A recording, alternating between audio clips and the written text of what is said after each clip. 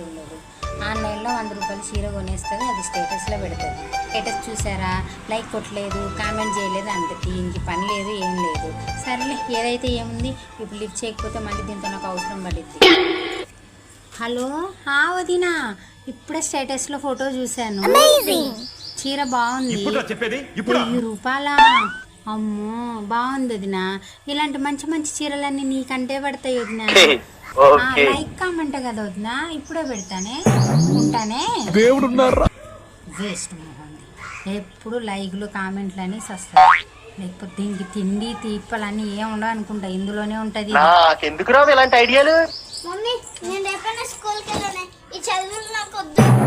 ఏమైంది? ఎన్ని హోంవర్క్లు ఇస్తారు, ఎన్ని ఎగ్జామ్స్ ఇస్తారు, అమ్మో నేను చదవలేను. అలా అంటే ఎలాగమ్మా, చదువుకోలే కదా.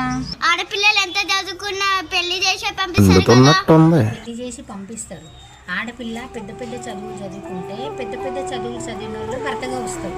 అదే అరకొర చదువు చదివినావు అనుకో, అరకొర చదువు చదివినోడు దొరుకుతాడు. పక్కింటి ఆంటీని చూస్తున్నావు కదా, రోజు ఎలా తన్నులు తింటుందో. వామ్మో, అయితే నేను చదువు.